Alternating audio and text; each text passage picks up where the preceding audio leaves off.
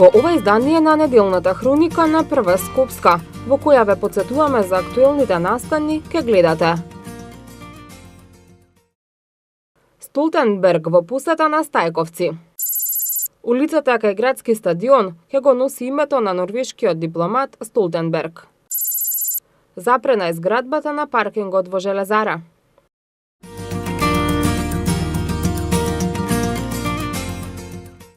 Генералниот секретар на НАТО Јенс Столтенберг во рамки на посетата на Македонија денеска беше во посета на населеното место Стајковци, кое пред 2 години беше погодено од катастрофална поплава. Токму на помош пристигнаа војниците на НАТО, кои заедно со граѓаните и со припадниците на Министерството за внатрешни работи и армијата на Република Македонија и останатите македонски институции помогнаа во расчистувањето на улиците и последиците кои ги остави поплавата. Столтенберг рече дека ги разгледал сликите од Стајковци во моментите на поплавата и видел многу војници на НАТО кои помогнале. Тој рече дека му е мило што НАТО беше тука за поплавата и што селото повторно изградено. Посочи дека НАТО ќе продолжи да биде онаму каде што треба да помогне и подготвени се Македонија да ја прифатат како член на алијансата. We all know that you suffered flooding 2 years ago and we all know that NATO came here to help you. Како што знаете, пред 2 години НАТО беше тука да ви помогне во катастрофалните поплави кои го зафатија вашиот регион.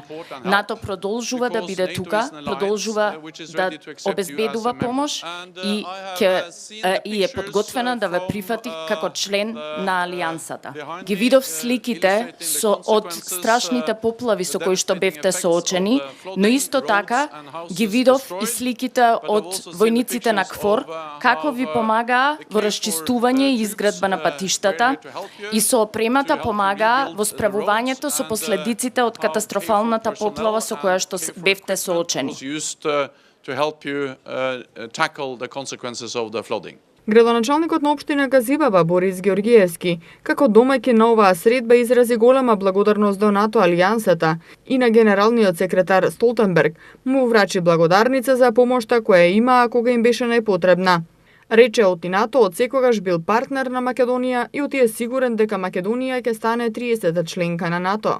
Особено ми е драго и чест што денеска можам да бидам домаќин на првиот човек на НАТО алијансата, кој што представува коалиција на најбезбедносниот систем во светот. Како градоначалник и како жител на Стајковци да му издадам посебна благодарност на генералниот секретар за помошта и брзата и професионална интервенција на единиците од НАТО за време на поплавите од 6 август 2016 година. НАТО ни представува сигурен партнер и сум убеден дека Македонија ќе ја прифати и ќе бидеме 30-та земја членка на алијансата. Столтенберг и Георгиевски остварија и средба со жителите на Стајковци, а ја посетија и улицата која беше најпогодена од поплавата на 6 август 2016 година.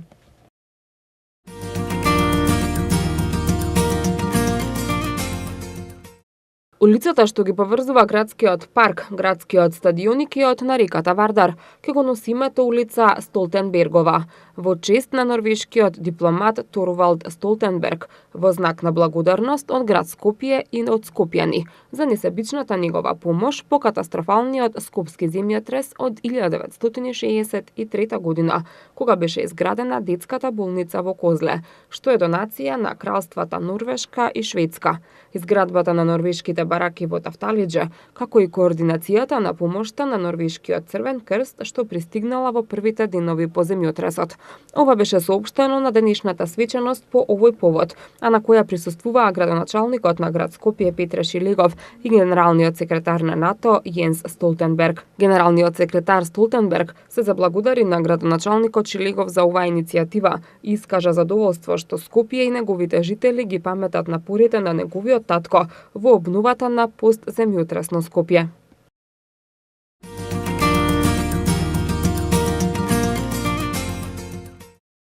Општините Киселавода, Кавадарци, Илинден, Студеничани, Жилино и Центар Жупа добија вкупно 290,7 милиони динари со цел подобрување на општинските услуги. Предвидено е да се реализираат 8 проекти, кои предвидуваат изградба и реконструкција на локална патна мрежа, атмосферска канализација и реконструкција на основно училиште. Општина Илинден од овој проект ќе добие 29 милиони и 500 илјади денари, кои ќе ги намени за реконструкција на путевот од Кадино до Клучката до автопатот А4. Овој проект значително ќе придонесе во делот на безбедност на сообраќајот, подобрување на патната инфраструктура и е една од клучните потреби кои што беа зацртани во приоритетните проекти на општина Илинден. Општина Илинден и во изминатиот период во рамките на проектот за подобрување на општинските услуги реализираше повеќе проекти и тоа во областа на енергетска ефикасност, каде што со изградба на енергетско ефикасни системи за грејење и ладење во општинските установи се подобрија условите во образовниот процес и во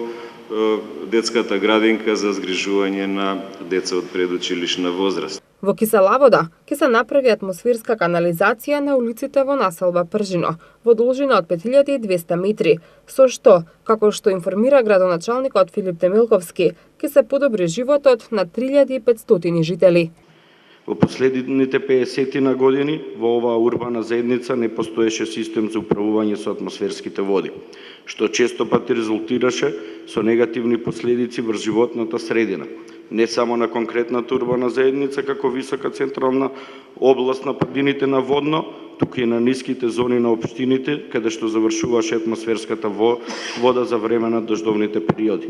Министерот за финансии Драган Тевдовски истакна дека подпишувањето на договорите за 8 нови капитални проекти во 6 општини од 4 различни региони е најдобар показател за развој и за подобрување на општинските услуги подеднакво за сите општини во Македонија. Тука може да видите една разноликост по сите линии, по сите критериуми, преку проектот кој Министерството за финансии го спроведува со поддршка од Светска банка, се настојува преку инвестиции во капитални добра, прво граѓаните да добијат подобри услуги од своите општини и второ да се развие локалната економија. Проектите кои што ги подпишавме се во вкупна вредност од 290,7 милиони денари, од кои 262,2 милиони денари се обезбедени преку проектот за подобрување на општинските услуги. Останатите средства се обезбедуваат преку буџетите на општините. Благодарение на овие договори, на овој проект, ќе се подобри патната инфраструктура за околу 20 км локален пат, ќе биде реконструирано и едно училиште во општина Желино, кое го посетуваат 300 ученици. Подобра патна инфраструктура ќе користат и 70 компании во општината Илинден, во локалната економска зона Марино Кадино, а вкупно 25.000 граѓани ќе добијат подобри услуги од своите општини. Директорот на Канцеларијата на Светска банка, Мантованели, истакна дека ова е долгорочна програма и дека овие 6 договори се првите договори од втората фаза на проектот. Проектот за подобрување на општинските услуги го спроведува Министерството за финансии со поддршка на Светска банка како и на Европската унија преку ИПА. Целта на проектот е преку инвестиции во капитални проекти да се подобрат условите за живот во сите општини во Македонија. Преку проектот се финансираат изградба и реконструкција на локални улици, на комунална мрежа, изградба или реконструкција на училишта, градинки и други јавни објекти во општините. До сега во рамки на овој проект се реализирани над 70 капитални проекти во над 40 општини.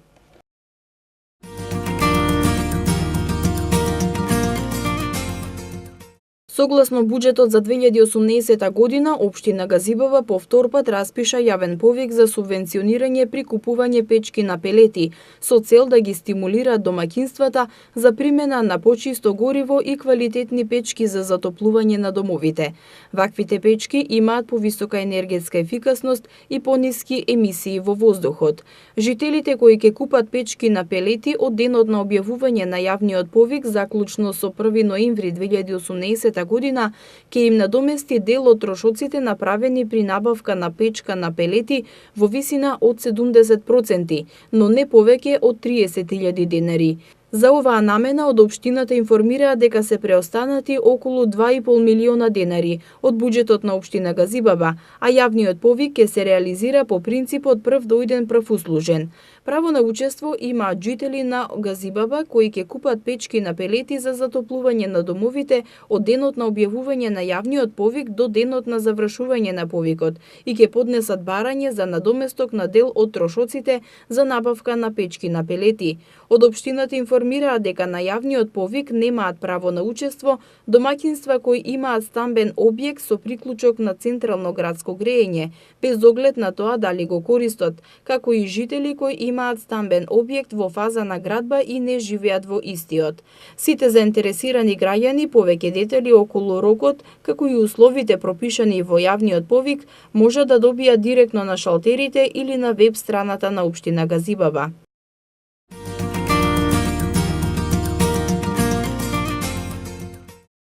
Од 1 септември официјално започна кампањата за бесплатно микрочипирање на домашните миленици во Македонија. Докторката по ветеринарна медицина, Јасминка Ван дер Флиер, рече дека првиот ден имало многу заинтересирани граѓани, кои ги донеле своите миленици да ги чипираат, но и граѓани кои телефонски се информирале. Таа објаснува дека чипот и аплицирањето на чипот се бесплатни во рамки на кампањата на Агенцијата за храна и ветеринарство за бесплатно чипирање домашни миленици, но се плаќа вакцина против беснило 600 денари, која е задолжителна при чипирањето, и се плаќа пасошот 120 денари, кој се издава за миленикот. Микрочипот содржи бројче и преку него практично се обезбедуваат основните податоци на миленикот, што овозможува негово следење. Ако случајно се изгуби, неговиот собственик може веднаш да се лоцира, да се пронајде и да му се врати. Исто така ветеринарната струка на овој начин ќе знае колку животни има и кој е собственикот. Значи чипирањето исто како ние граѓаните што имаме матичен број. Значи основно е да се спроведе према закон за идентификација и регистрација на миленици. До сега се спроведе во Македонија, првен беше за крупна стока, значи ушните маркички што ги гледаме, кај крупна стока, кај миленици имат друг по-софистициран значи облик, тоа е чипот. Тоа е мала чип електрода се уградува подкожно и основна цел е значи да се прво, значи како држава да имаме точна информација за број на миленици и точно да се знае на кој миленик кој е собственик и со тоа собственикот да си преземе одговорност кога ќе земе значи миленик да се грижи за него, не само да се земе за тренутно моментално задоволство и после да нема. Значи секој еден што зима миленик со тоа е должен, значи има одговорност да се грижи до крај на живот за него. Ако има некој умеѓу време други проблеми, сепак има и други начини да се реши за да се вдоми или да се значи секојаш има пренамена на собственост. Микрочипирањето е безболно, а микрочипот се аплицира во пределот меѓу плешките. Микрочипот е мал електронски уред како зрно рис. Содржи информации за собственикот на миленикот, расата на кучето, полот, за тоа дали е вакцинирано и кога е третирано со средство против паразити. Овие податоци во вид на низа од бројки се внесуваат во електронски систем од каде се веднаш достапни. Во пакувањето со микрочипот има и налепница со соодветно бројче, која се става во пасошот на миленикот. За бесплатно микрочипирање се склучени договори со речиси сите ветеринарни друштва во Македонија, вкупно 135, за да можат собствениците на милениците сами да одберат каде ќе го однесат своето маче или куче. Кампањата ќе трае до 31 март идната година, додека не се потрошат набавените 100.000 микрочипови, а ќе се спроведува по принципот прв дојден прв услужен. Кампањата за бесплатно микрочипирање на милениците е дел од 3-годишната стратегија што ја донесе Агенцијата за храна и ветеринарство, за да се обезбеди здравствена заштита на животните, но и да се поттикне одговорно сопствеништво, како и да се намали бројот на кучиња скитници по улиците.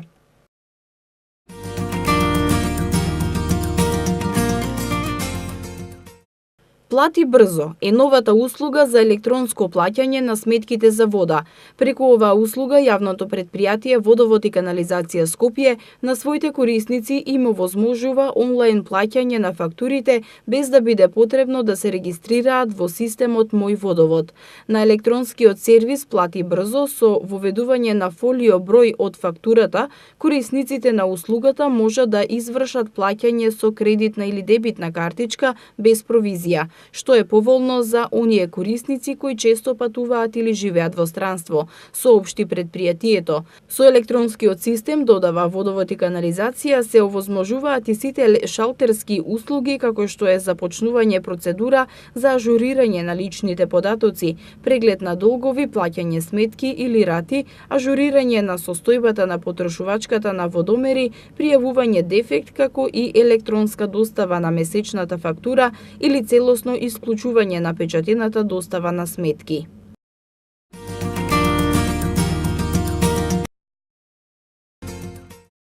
На јавна дебата, министерот за здравство Венко Филипче и здравствените работници разговараа за тоа како да ја дисперзираат болничката служба во Скопје, како да се зголеми квалитетот на болничките услуги низ призмата на здравствениот систем, во која насока треба да оди и низ призмата на урбанистичките решенија.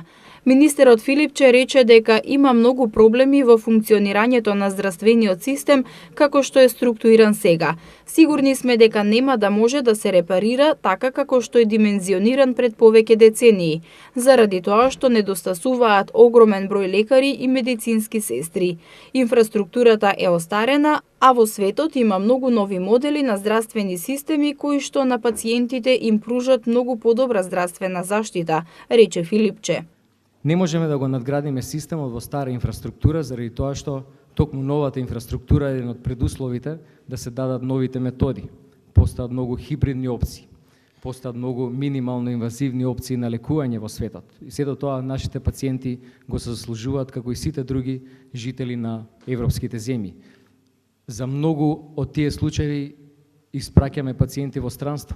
Тоа представува огромен трошок, но и губење на експертизата на нашите доктори. Проблематичен е и трансферот на пациенти, односно патувањето од едно ниво на здравствена заштита на друго. Огромен е притисокот кон терцијарната болничка заштита, заради тоа што пациентите се едноставно навикнати да одат кон клиничкиот центар, нешто помалку кон болниците, а сосем малку се задржуваат на примарно ниво на здравствена заштита, таму кај што всушност треба да биде ставен фокусот на давање на лекарска грижа и лекарска услуга, заради тоа што тоа е нивото на кое што се решаваат над 80% од многу здравствени проблеми на секаде во светот. Министерот Филипче додаде дека активно работат со повеќе меѓународни институции за имплементирање на овие модели. Правиме обиди, додаде Филипче, каде ќе се направат мрежи во кои ќе се вклучат и приватните и државните доктори, за да се задоволат потребите од здравствена грижа, особено во руралните средини.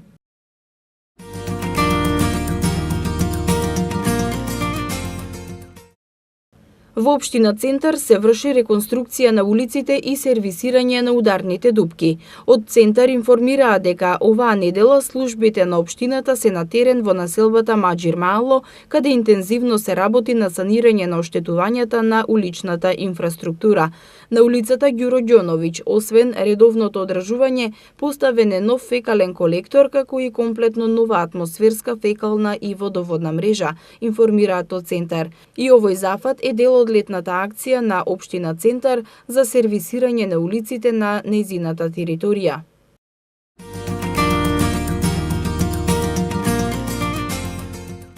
Во новата учебна година, општина Карпош дополнително ќе ги мотивира талентираните ученици и спортисти од основните училишта да остваруваат подобри резултати во науката и спортот. За таа цел општината објави оглас за доделување на стипендии за талентирани ученици од општинските основни училишта на подрачјето на општина Карпош за учебната 2018-2019 година. Општина Карпош информира дека рокот за аплицирање е до 17 септември 2018 година. Исто така објавен е оглас и за доделување на стипендии за талентирани спортисти, жители на општина Карпош, кои учат во 8 и 9 оделение во општинските основни училишта за учебната 2018-2019 година. Потребните критериуми кои треба да бидат исполнети и начинот на испраќање на апликациите може да се најдат на веб страната на општина Карпош.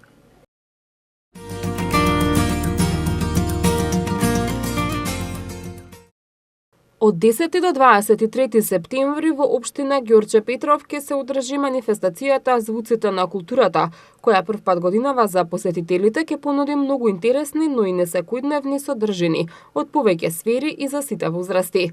Програмата, која изобилува со културни, музички и спортски настани, стартува овој понеделник со отварање на спортската манифестација во мал фудбал ГГ Куп, која после долги години се враќа на игралиштето во основното училиште Страшо Пинџур, воедно во рамки на тие 10 дена, предвидени за незаборавни моменти во Ѓорче Петров. На 20 септември ќе биде одбележан и патрониот празник на општината. Македонски познати музички бендови и изведувачи, базар, културни и спортски игри, работилници за деца, театарски представи, хуманитарна акција, кинопроекција на отворено, како и катче за вдомување и помош на бездомни животни, ракотворби, баскер перформанси, како и презентација на храна и пијалоци од локални производители, е само дел од она што ќе може да се види и слушне во Ѓорче Петров во средината на месецов. Културните и спортските манифестации предвидено е да се одржуваат на игралиштето во училиштето Страшо Пинџур и во Ромскиот парк во Ѓорче Петров.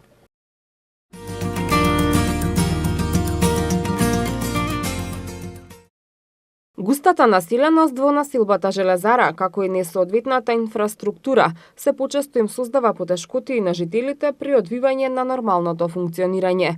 Еден од проблемите со кои се соочуваат е недоволниот паркинг простор. Со цел решавање на овој проблем, уште во 2016 година до општина Газибаба пристигнало барање за изградба на паркиралиште, пошто Советот донел одлука за извршување на барањето. Изминатава недела, токму на улицата Душан Ташковик, се одвиваа градежни работи кои предизвикаа голем интерес кај медиумите, откако дел од граѓаните се пожалија дека се сечат 40 годишни дрва, кои се од исклучителна важност, токму за населбата Железара, ако се земе фактот дека општина Газибаба во текот на зимската сезона има највисок степен на загаденост на воздухот. Со цел да се слушнат мислењата на граѓаните, градоначалникот на општина Газибаба Борис Георгиевски уствари средба со жителите на населба Железара.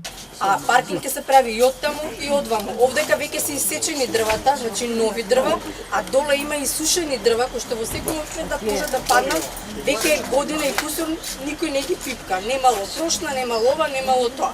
Значи, да разјасниме кој за што се согласува. Тие се согласуваат, ќе им останат дрвата. Ние не се согласуваме, ни ги исековте дрвата.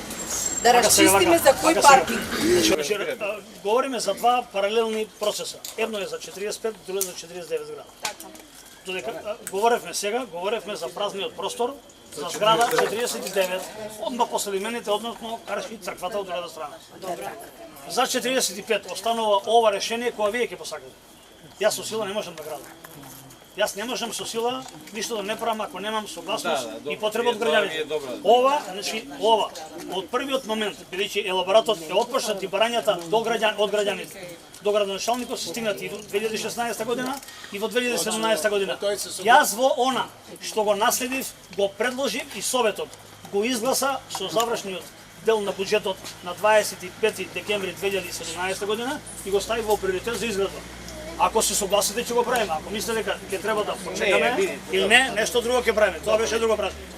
Бидејќи очигледно е дека во изминатиот период меѓу којните совети ниту меѓу себе не се почитуваме, ниту имаме размена на информација и комуникација, што е човечко право, ви предлагам две работи. Значи сите градежни активности од страна, јас као градоначалник и сопруг уште првиот ден пред 4 дена. И тука е завршена работата.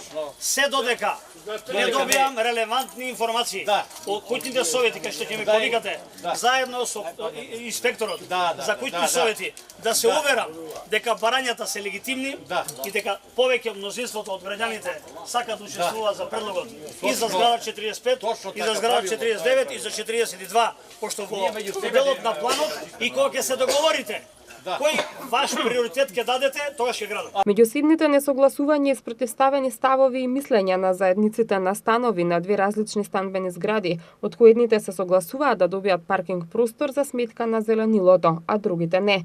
Градоначалникот им даде 15 дена да се договорат, а до тогаш ги запре градижните активности. Се договоривме дека во наредните 15 дена куќните совети посебно ќе заседаваат, каде што ќе треба на јавен и транспарентен начин да донесат и приоритет каде и на кој простор ќе треба да бидат новите паркинг простори.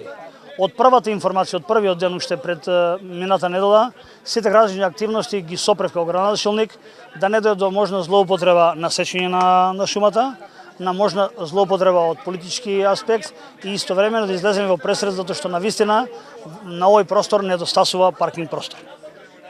Имаме две диаметрално спротивни барања на едната зграда и на другата.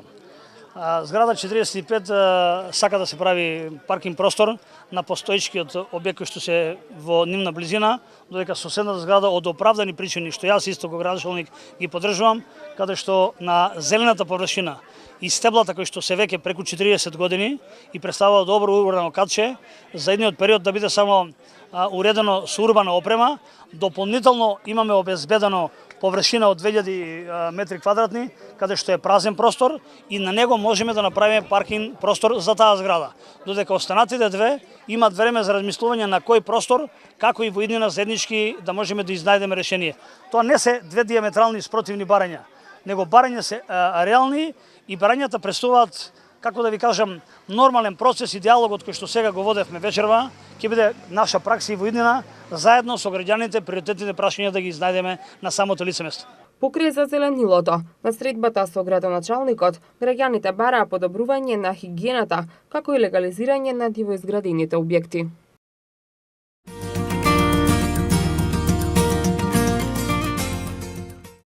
Институтот за стратешки истражувања и едукација денеска во општина Газибаба одржа предавање за тоа како се спроведува референдум на локално ниво.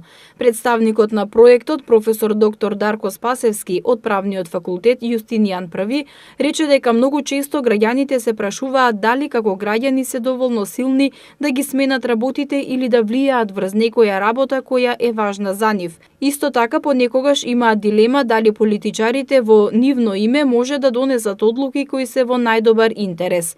Целта на граѓанските иницијативи, како што е локалниот референдум, е да овозможи граѓаните самите непосредно да изберат кои се нивните потреби и приоритети, како изградба на инфраструктура, образование, заштита на правата на работниците, проекти од областа на културата и други иницијативи од локално ниво. Спасевски за пример ја посочи Швајцарија како земја каде граѓаните редовно се изјаснуваат на референдуми за широк круг на прашања.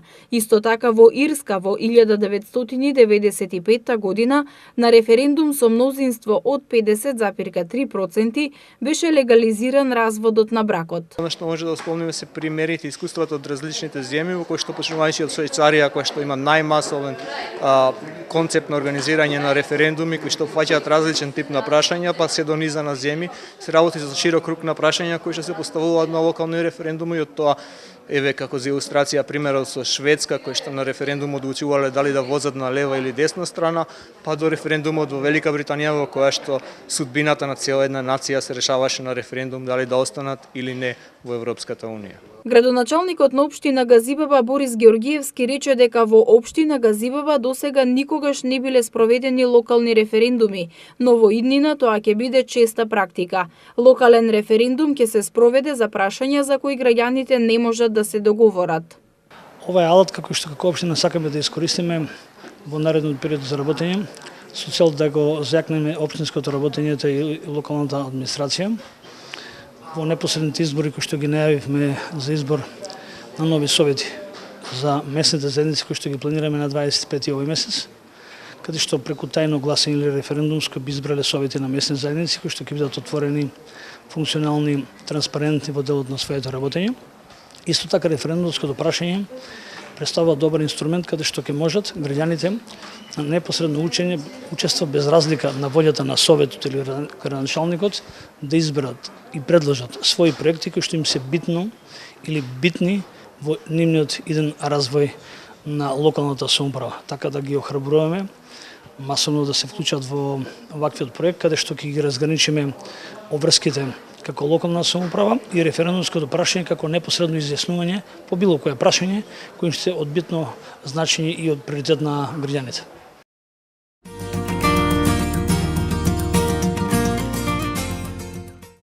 Општина Аеродром заврши со реконструкцијата на подовите во основните училишта Љубен Лапе и Лазе Ангеловски. Старите подови во училниците и кабинетите се заменети со нови еластични ПВЦ подови, а општината за овој проект издвои околу 2 милиона денари од сопствениот буџет.